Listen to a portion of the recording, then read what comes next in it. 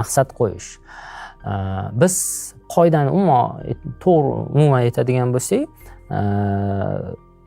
real va yuqori maqsadlarni qo'yish. Birinchi navbatda e'tibor bersanglar, real dedik. Ya'ni haqiqatga, vaziyatga, siz potensialingizga, siz imkoniyatlaringizga mos real maqsad va undan keyin yuqori maqsad. Agar biz yuqori maqsad qo'yib qo'yadigan bo'lsak, lekin bizni potensialimiz unga yetmaydigan bo'lsa, ko'p holatda ichki nizolarda qolib ketamiz. O'zimizga beradigan baho, o'zimizga ishonchimiz tushib ketadi. Shundan kelib chiqqan holatda shunaqa gap bor, asosiysi aytaylik g'alaba yoki birinchi o'rin emas, asosiysi ishtirok degan fikr bor qandaydir musobaqalarda.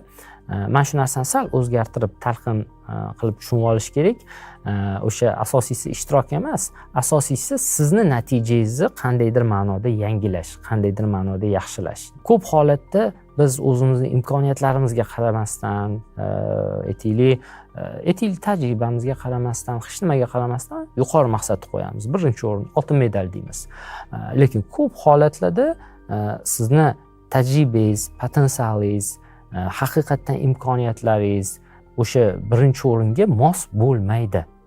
Va bunday vaziyatda biz albatta maqsad qo'yayotganimizda har doim real maqsad qo'yishimiz kerak va u real maqsad qanday qo'yiladi? Bu sizning imkoniyatlaringiz, tajribangiz hamda o'sha maqsad uchun qanchalik siz investitsiya qilganingiz, o'zingizni berganingiz, o'zingizni baxshida qilganingizdan kelib chiqib maqsad qo'yilishi kerak. Maqsadlar albatta yuqori bo'lishi kerak. Past maqsadlar insonni oldinga intilishga tortmaydi, motivatsiya bermaydi. Lekin biz hadeb yuqori maqsad qo'yaveradigan bo'lsak va u yuqori maqsadlar uchun bizni imkoniyatlarimiz, potensialimiz proporsional bo'lmaydigan bo'lsa, biz shunchaki o'zimizga bo'lgan ishonchni pasaytirishda, tushirishda davom etamiz. Shundan kelib chiqqan holatda juda ko'p biz maqsad qo'yayotganimizda o'zimizni boshqalarga solishtirib qo'yamiz va shu o'zimizni boshqalarga solishtirib maqsad qo'ymasligimiz kerak. Chunki hammani imkoniyati o'ziga xos, hammani potensiali o'ziga xos, hammani o'sha orttirgan tajribasi o'ziga xos va kimningdir o'sha imkoniyatlari, tajribasi, potensiali unga yuqori maqsadga erishishga to'laqonli yordam beradi. Lekin kimnikidir yordam bera olmay qolishi mumkin. Shundan kelib chiqqan holatda hech qachon maqsad qo'yishda ham o'zingizni boshqalar bilan solishtirmang. Va shunday yaxshi fikr bor. Siz kechagidan ko'ra bugun yaxshiroq bo'lishingiz kerak va siz kechagidan ko'ra bugun yaxshiroq bo'ladigan bo'lsangiz, kechagidan ko'ra bugun natijangiz yuqoriroq bo'ladigan bo'lsa, kechagidan ko'ra bugun yaxshiroq aytaylik mashq olib bora olgan bo'lsangiz, mana shu siz maqsadingizga erishganingizni ko'rsatkichi bo'lishi kerak. Natija bo'lishi kerak siz uchun indikator.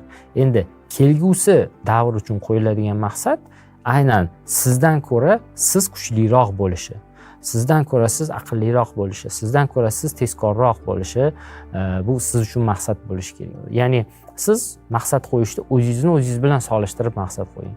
Mana shu to'g'ri maqsad qo'yish bo'ladi. Mana shu real maqsad qo'yish bo'ladi. Aytaylik, o'sha insonni psixologik holatini yomonlashtirib qo'ymaydigan maqsad bo'ladi-da, oddiy tilda aytganda. Chunki bizni maqsadlarimiz ham bizni psixologik holatimizga u yoki bu tarzda ijobiy yoki salbiy ta'sir qilib qo'yishi mumkin. Shuning uchun psixologik holatingiz o'sha xotirjam, bardam, o'zingizdan qoniqqanlik hissi bilan sport bilan shug'ullanishingiz, musobaqalarda qatnashishingiz uchun har doim maqsadingiz yuqori va undan ham oldinroq real maqsad bo'lishi kerak.